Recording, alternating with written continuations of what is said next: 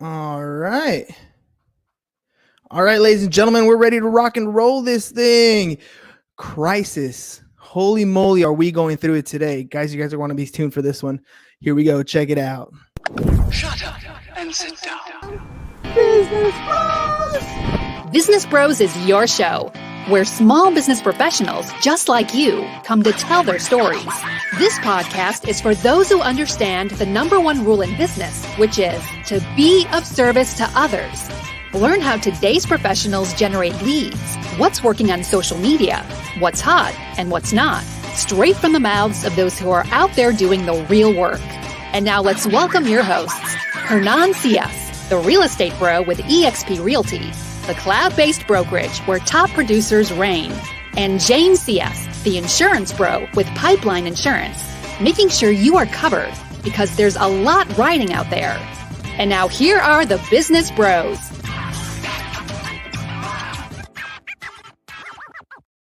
Ladies and gentlemen, we're ready to rock and roll today. We got some special guests, authors, ladies and gents, not just authors, but people who've been in the nitty gritty, ready to rock and roll, doing things in crisis, doing things in up times as well as down times. And we are literally going through it right now.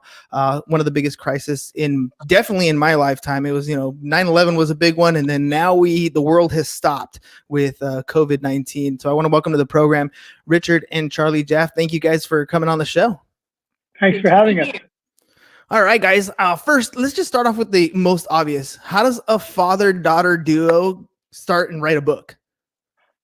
Well, Charly, I'll let you tell it. So, my dad had the idea to write the book as he'd been going around giving talks to different business school students and always an entrepreneur and looking to make things more efficient and effective. He figured writing a book, he would have to go to less places, get the message out quicker. And so he had started writing it and had asked for a little bit of feedback. And I don't really hold back in our dynamic, as you'll soon see. So it went really well. And pretty quickly he said, hey, do you want to do this thing? Let's do this together. And it was an absolutely incredible, beautiful roller coaster ride from there. I have a daughter, and from the sound of that story, that's one side. It kind of sounds like you had a project, Richard, and she took over. Well, not really, Hearn. I mean, what Charly said is true, but I had started coming out of college. I started an Italian ice business, struggled, almost went broke, turned around, took it public, and sold it to Coca-Cola. We took all the money we made in that, started up Safe Skin, which is a latex in San Diego, a latex glove company in the late 80s for AIDS. Almost went broke, had foreclosure notices, personal guarantees being called. Fortunately, turned it around, took it public, and sold it to Kimberly-Clark. So there's an enormous amount of crisis. And so I used to speak to Cornell and UCSD and other students about crisis, and it's the happiness and success. And then I said, let me see if I can write a book. I don't have to travel. And Charly's just an incredible writer. And so I told the stories, but I kept saying, what happened? And she said, Dad, no, I don't want to know what happened. Tell me what you think. What you feel? What you say? So I started writing it because of the common themes to happiness and success. And Charly says, no, teach me and my friends, how did you keep your emotional stability through crisis? And the book, Turning Crisis into Success, is a series of story after story after story of crisis after crisis and how I got out of it and what I did. I will say, yeah, go for it, Charly. There is the awesome added benefit of I would have never had an excuse to sit my dad down and say, so let's talk about your childhood insecurities. Like, take all the dark feelings that he likes to just sort of gloss over and get to dig really deep into them. And to his credit, he was totally game. And I would tell you, I used to think I had a happy life until I read my own book. I saw all the crises I went through. But Charly said, tell me your deepest, darkest hurts, secrets, how'd you get out of it? And I was open and willing, and you have a daughter. Just think there's nothing greater than talking to your own offspring about happiness and success. It's one of those unique things. I share this with my daughter. There's no way I can tell my daughter and show her really what my grandfather was like. Like, I have memories of my grandfather, his personality, the way he spoke, his sense of humor, all that stuff. But I can't show that to her. There's no way she'll ever be able to grasp that. At least today, the experience you had is something that you're going to have in your memory banks. But then you have video like this, where we get to hear what you actually, more so, it's one thing when you read the words because your imagination kind of goes with the story. But when you hear from the author, when you hear stories like where you really do get into that explanation of why you were feeling that particular way, because everybody who's been in business at any point understands that it's nothing but hurdle after hurdle after hurdle. There is, it's glamorized in Hollywood of sunshine and rainbows and that sort of stuff and high life and great money. But what they don't always tell you is that grind and that hard work and that problem solving. Tell me a little bit about. How old is your daughter? How old is your daughter? She's 11. Yeah. So it's very interesting because about a year into writing the book, Charly said to me, "Dad, I have a lot more respect for you now." And I said, "Why? You didn't respect me before?" And she said, "No, but," she says, "you never really built any businesses." And I said, "What do you mean I built any businesses?" She said, "All you did was go from crisis to crisis to crisis." I said, "Sweetheart, that's all building a startup business is. It's going from crisis to crisis to crisis." Now, my father taught me something very early. I worked with him, my first two businesses. He used to continue to create crisis for me. I used to complain about it. He said, "No, son, I'm just trying to help you. Listen closely. Crisis is just change over a very short period of time." Mm-hmm. He said, "I'm trying to help you change quickly." And that is true. It's hard. And it's nice to look back upon. And today we are going through a crisis we've never seen before in our lifetime. And this is a time for opportunity. This is a time to take the change and say, how do we come out of it? How do we do better? But Charly, growing up, your dad was going through some crazy stuff. I mean, he talked about foreclosure notices coming in, almost going broke. The weight on your shoulders, I don't know if you've ever been in that situation as an adult, but when those notices come in and you're looking at your bank account and it's not where you want it to be, the number keeps getting smaller instead of getting bigger, and you have kids and a roof to keep over your head, all that stuff really adds up. What did you see in your dad growing up? Did you see the stress or did you see a different perspective in him? Yeah, well, I would say I did not realize how incredibly lucky I was because I know other people who grew up with parents as entrepreneurs. And for the vast majority of them, the roller coaster of the business became the roller coaster of the home life. And that wasn't the case for me. My dad was quite extraordinary at managing his emotions and essentially leaving business at the door. So maybe I noticed things were like slightly tense, but I'm talking like a slight tenseness versus the giant weight he was carrying. So when he was present with us, he really was present with us.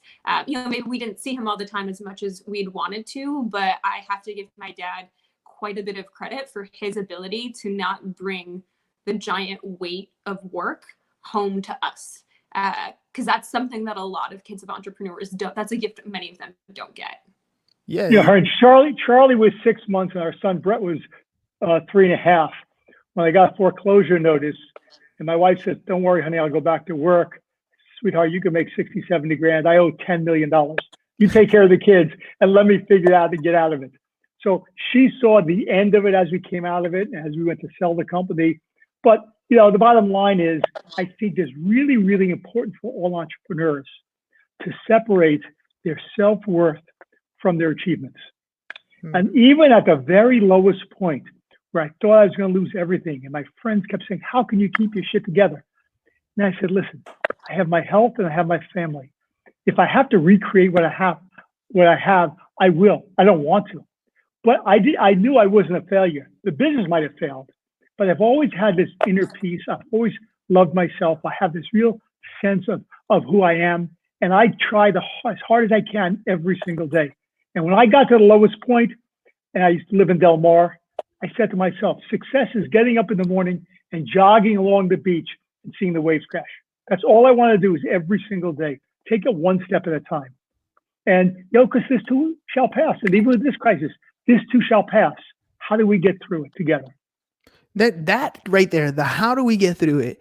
That's kind of the key to pretty much anything. That's the key that's the glue that holds most entrepreneurs together. Because let's be honest, taking a company and selling it off to one of those major companies that you mentioned, what you ended up doing, most people get stuck at the I wear all the hats at the beginning stage. They don't ever develop a business. They create a job for themselves.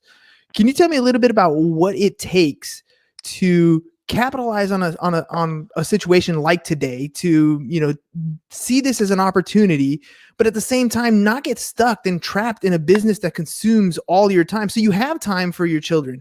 Sure. Well, first thing is, in the book, Charlie talks about two pillars, okay? The pillar to business, success in business, and I think Wayne Gretzky said it best, the greatest hockey player ever. In the locker room afterward, the sportscaster said, Wayne, you're not very big, you don't skate fast, you don't have the hard slap shot. How are you the greatest ever? And he said, I don't know. I just skate to where the puck is going to be. Mm-hmm. And in business, with your customers, it's all about where you skate to where the puck is going to be. What are they going to need in products and services? And we'll come back to that in a second. The other second part is you got to learn to love yourself.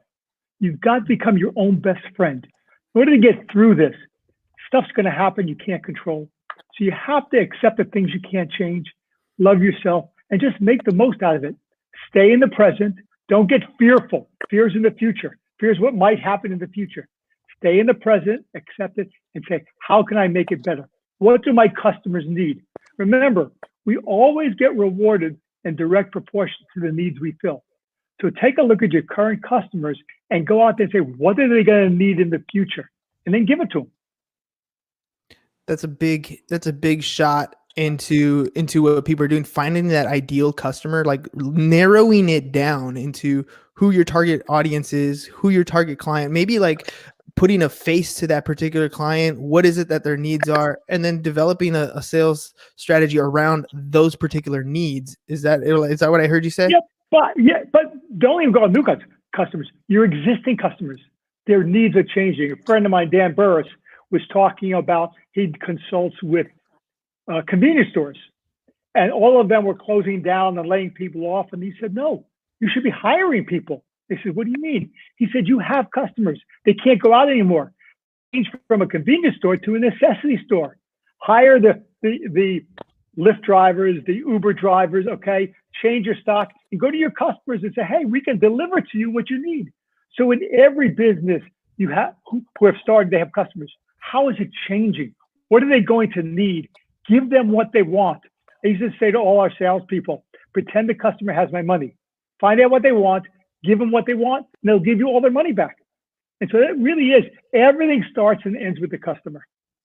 And, Charlie, and how does it? Yeah, I was going to ask you. One other piece is it's not just imagining and asking in my head and thinking, well, what do they need? One thing that my dad did throughout his process in both companies was actually going to them and talking to them and saying, not here's what I can do for you, but where's the pain point? What hurts? What do you want?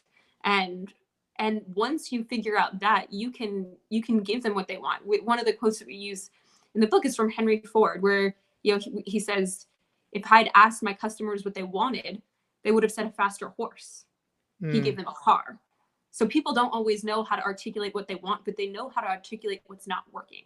And with that gives us the data and the tools to come up with something that fixes it. And that's kind of Aaron, difficult. Let me tell you something for your entrepreneurs out there. What I found the most beneficial for myself when I walked into the most difficult customers I had, okay, I would ask them, what would you like to do today that you can't, that have the biggest impact on your life? And they would say business or personal. And I would always say, tell me personal. So you'd hear stories from these really hard, tough guys saying, I'd like to cure cancer because my mother's died from cancer, or I have a sick child, or this or that. Then they'll get to the business and they'll tell you, if they tell you what their number one biggest problem they'd like to solve is, you now know what their needs are. We might not be able to fill them. We might have to ask someone else.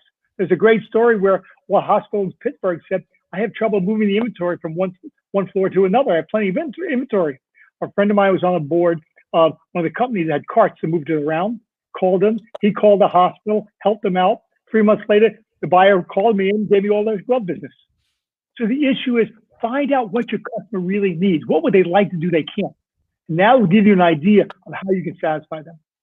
See, in sales, a lot of times where people fall off is the communication after an initial transaction. Somebody comes to your place, buys a particular product or service, and then that's the end of the transaction. Nothing happens after that.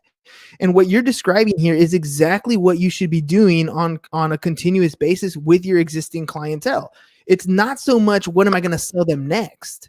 It's establishing and enriching that relationship, because you might not make a sale on the next call. However, like you said, you're helping them achieve a need. And guess what? That person is now one of your raving fans. When they need something, or when they think of your product or service, they're going to think of you specifically, and they're going to come back and talk to you. And that is a dynamic, that is a quality, a characteristic of really successful entrepreneurs. And that's also sadly a characteristic of people who don't succeed in business, because they're very, very transactional. Charlie, I told all our salespeople, you want to become your customer's trusted advisor. You want them to call you, not even on your own products, but you want to become a trusted advisor. I usually tell them, no one cares how much you know until they know how much you care. All of the best salespeople really care about their customers. If you don't care about customers, you might as well not be a salesperson, right?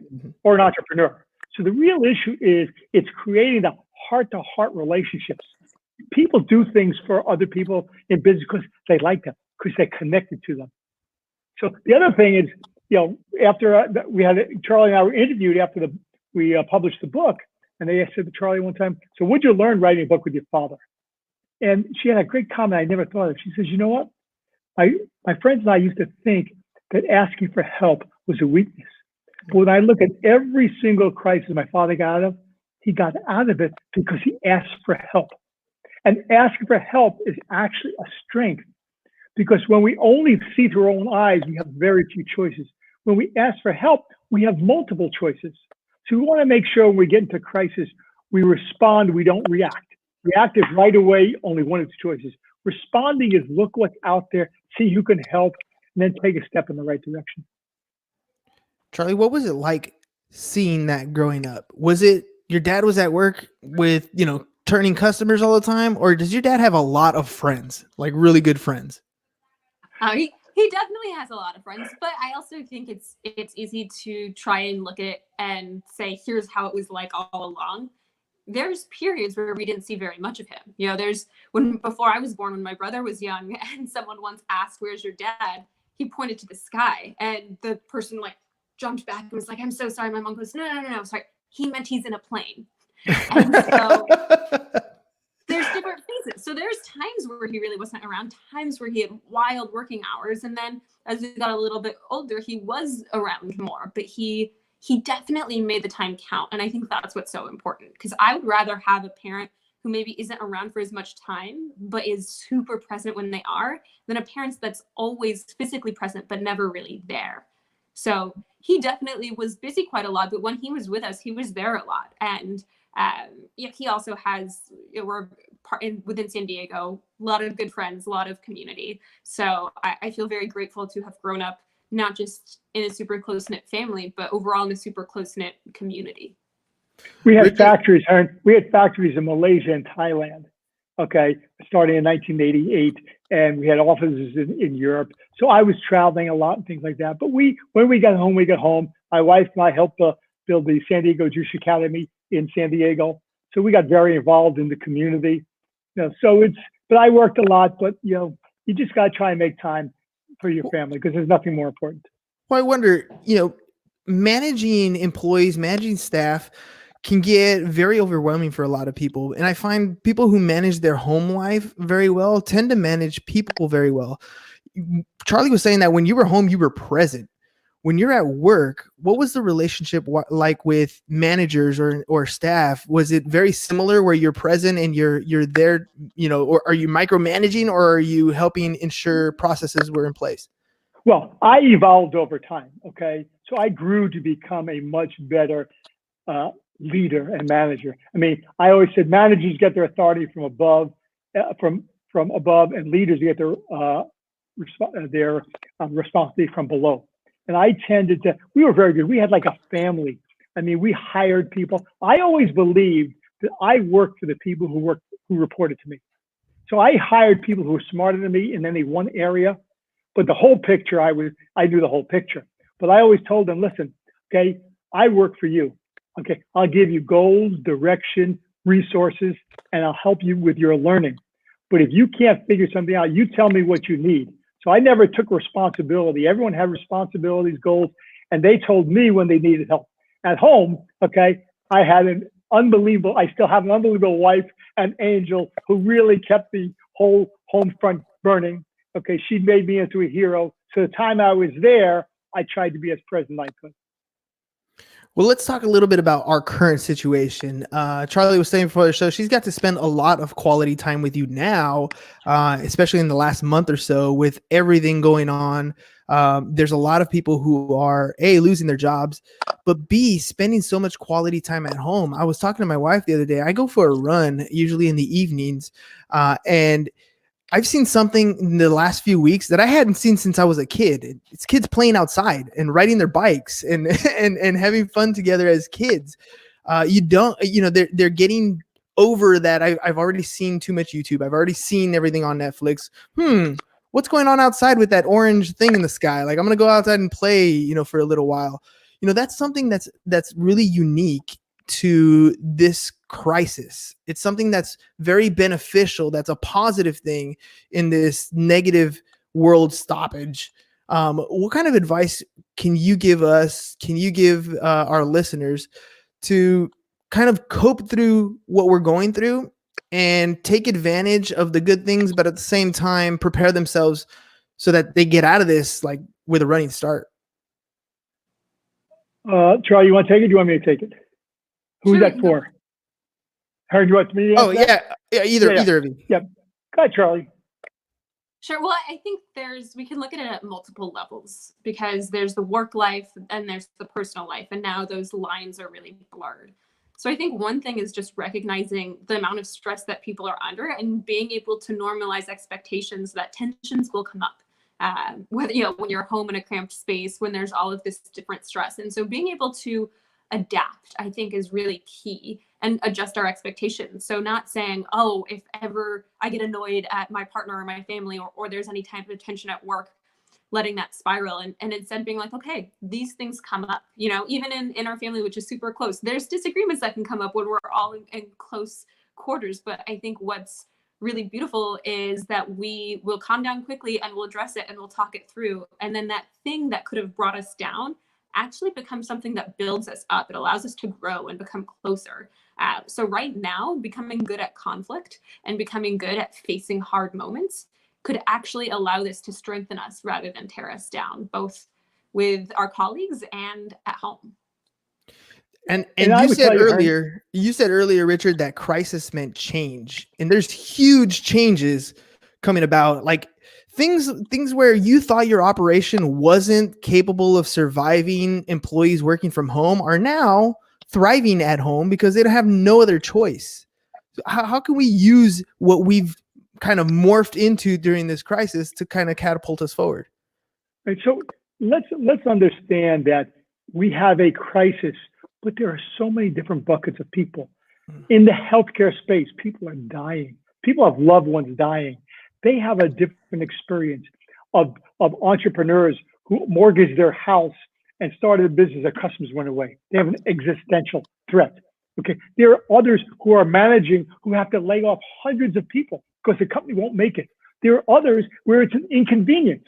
Okay. So there's now one area that you can just say, here's what you do. I think what we have to do is really take a look at the situation we're in and really pick what are our goals. Okay, we got to stay healthy, keep those around us healthy, and try and see how we can get through this. This too shall pass. And if our business doesn't make it, okay, there are other opportunities. There are seeds of other opportunities.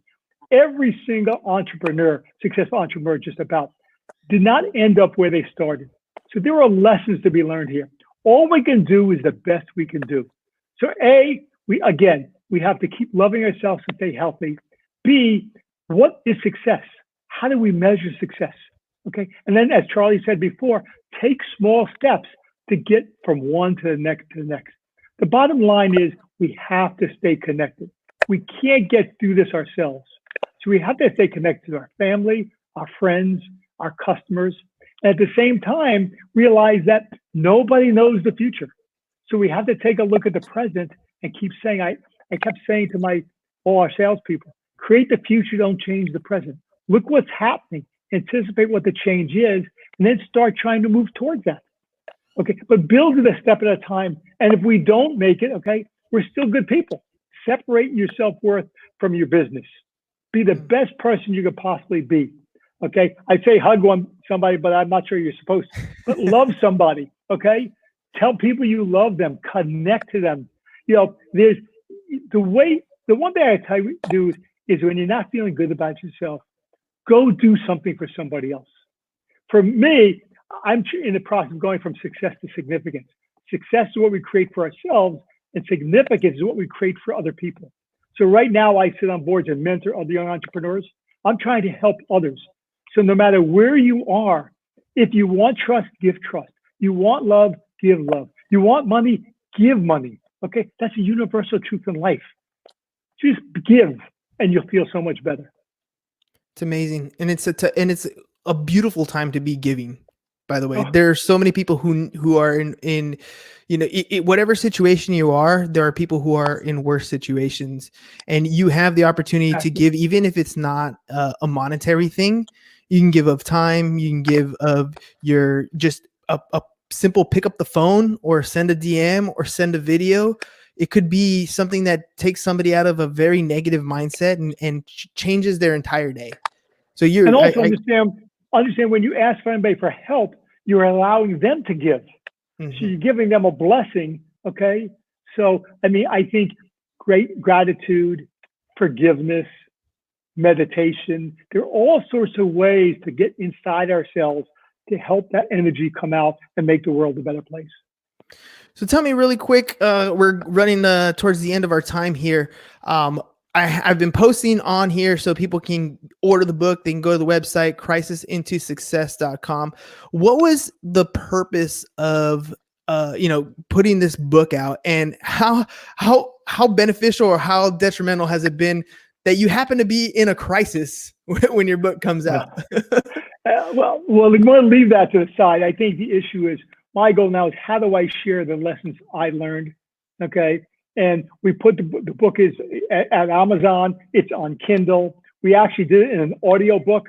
It was a great story. Going back to what you said about your daughter, is I wasn't sure if I should do it myself or have a professional do it.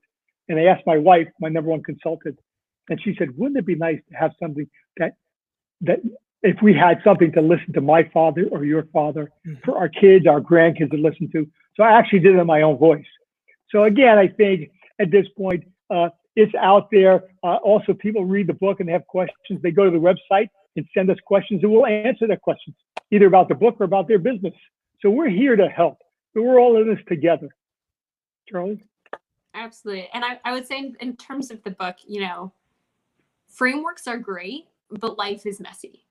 And so that's really the way we approach the book, is we lay out sort of themes and principles in that very beginning, but what it really is more of a novel. Here's what to look for, here's what we're teaching, but we're not going to explain it in this nice, neat order. We're just going to show you in the moment of crisis, when things were messy, when my dad's feet were to the fire, what were the thoughts, what were the feelings, how did he get through that? Because I think those dips and those lows and those hard points, like that's where the magic and learning is. So for me, that was the most beautiful part, is getting to pull that out of him and getting to know him in that way. But I think also in terms of learning, that's next experience. That's the next best teacher that you can have, is being right there with someone mentally, emotionally, strategically as they're going through it.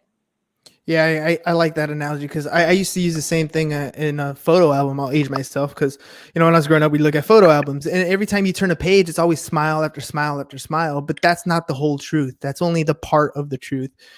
In between those smiles are the tears, are the frustrations, are the angers, and that's really where your family unit, where your relationships really harden. That's where everything gets really good and gets together, is during the down times, not necessarily the up times. Everybody's happy about the up times, but we also got to remember to enjoy those up moments to and that's happiness.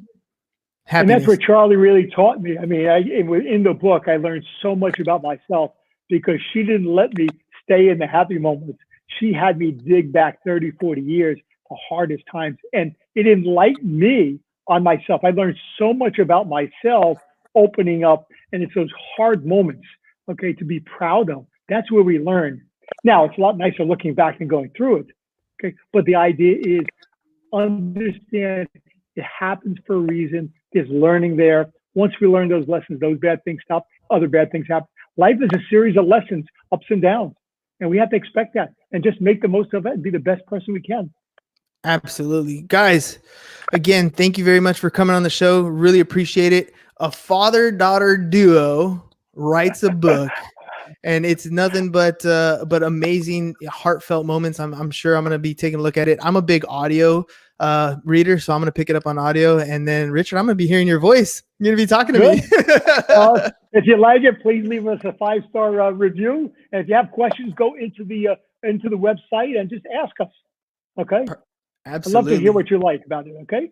Thank you, guys. Appreciate it. Ladies and gents, that's all we got for you guys today. Peace. And we're Stay out. healthy and safe. Thank you for listening to the Business Bros Podcast. Are you interested in being on the show? Are you looking to sell your home or have a business that needs insurance? Reach out to the Business Bros via email, businessbros@seeusfirst.com right now, or click on the link in the show notes. Thank you for listening. And remember to subscribe and share the podcast with the business professionals who you think would benefit from the show.